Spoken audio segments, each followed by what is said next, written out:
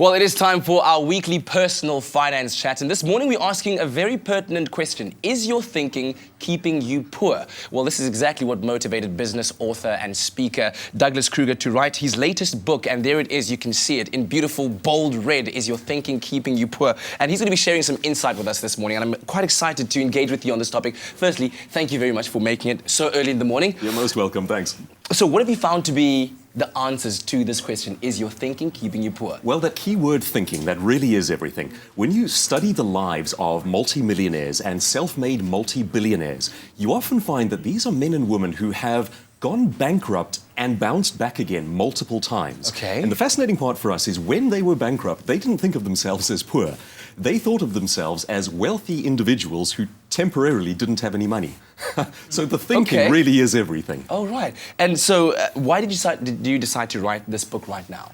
Well, this particular one is really, it's the culmination of two things. The one is it's a desire to help a country that really has a lot of potential, but somehow doesn't seem to be making it on the wealth stakes. It really is ridiculous in a sense that we have people like Elon Musk from South Africa who are now really exploring space and trying to make us an interstellar species at the same time as we have people who are struggling to feed their families. There's something tragic and something wrong about that.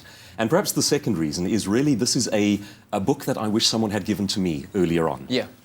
And you focused on 50 ways in which you can change your thinking regarding wealth, regarding poverty, regarding where you are in life. Why 50 ways? It didn't have anything to do with 50 Shades, did it? No, it didn't. The other one is 50 ways to position yourself, so I don't know if there's a link there.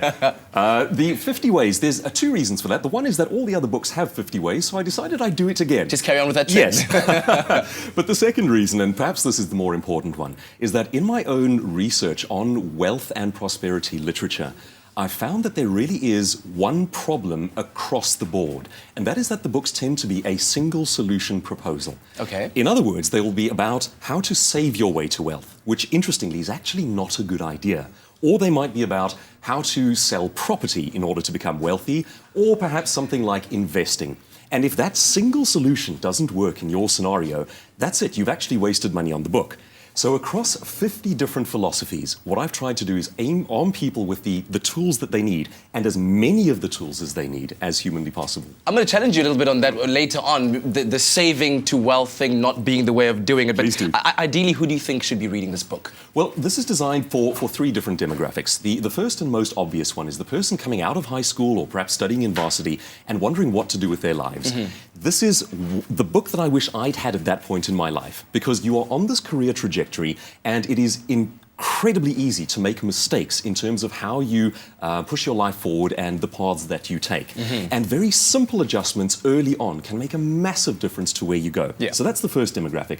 The second one is parents. Okay. I'd love to have more South African parents talking openly about money. True. You know, we still have this sense of sort of shame around money. It's okay to talk about work, and it's noble to talk about work around the dinner table, but not money. Okay. And I think the opposite should apply. I think when kids are saying, you know, how do we earn, how do we get out of poverty, how do we become rich, it's pull up a chair, let's discuss it. And very lastly, who else? And the last demographic is business owners. There we go. All right, so all three of those demographics should be reading this book, but I want to get into this question that, you know, saving is not your way to getting to wealth. We'll talk about that with Douglas Kruger in a moment. Graham, right now, over to you.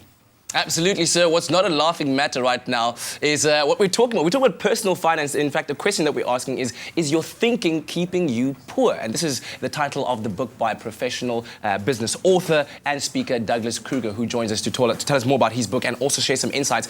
And earlier on in our conversation, he said that saving is not the way of getting yourself to be wealthier. Am I saying it correctly? Absolutely, and it sounds like a controversial thing to say. It is, because I mean, we've got National Savings Month in South Africa, and we encouraging young people to save. So how on earth could you say something like that? Okay, so the key to this one is that saving is what I call a yes, but. And there are a couple of yes buts when it comes to wealth creation. And really, I think we need to get the full picture. We're giving people very simple and even simplistic answers that are not necessarily all the info they need. Give us the picture. We want the picture, Douglas. Two quick examples. Saving. It's a yes, but. We should save, but wealthy people don't become rich by saving.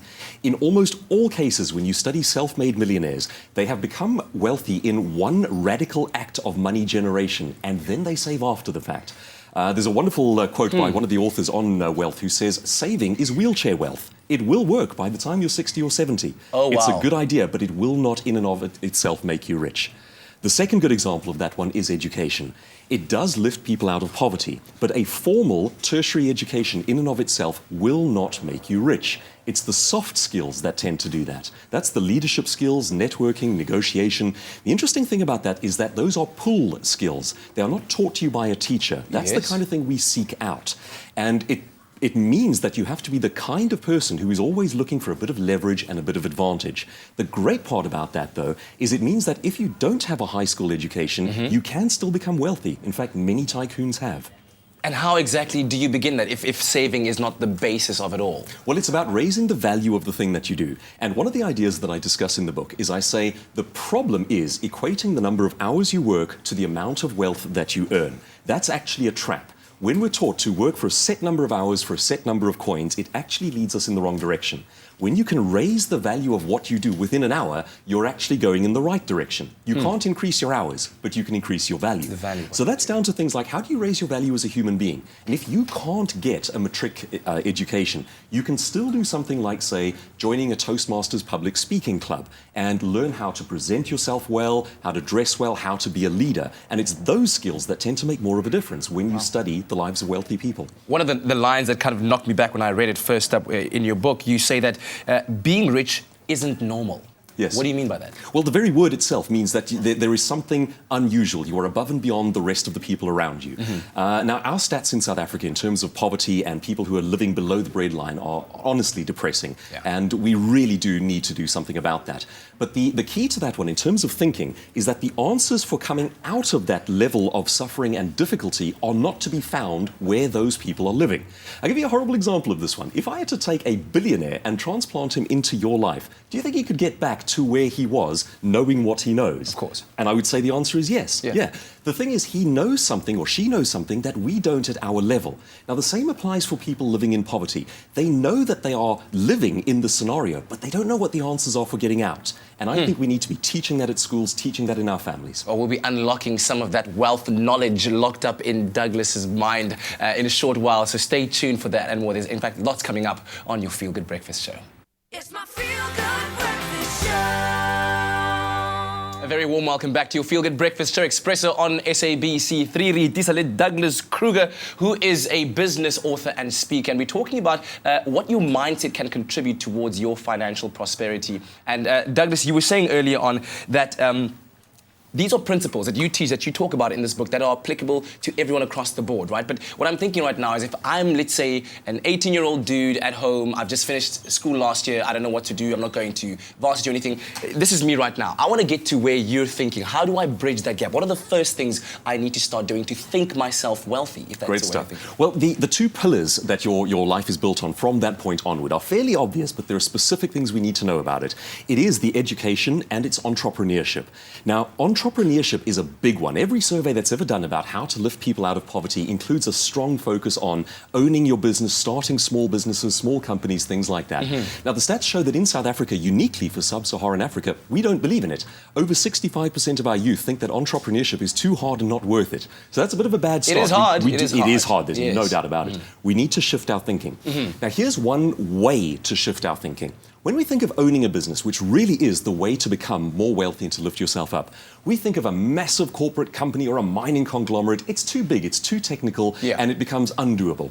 But now, when you think about some of the people who have owned their own businesses and become incredibly wealthy over time, some examples are very simple. Charles Schulz, the guy who drew the comic strip Peanuts, is the third highest posthumous earner after Elvis and Michael Jackson. Wow. He worked for an hour every day drawing a 3-panel comic strip.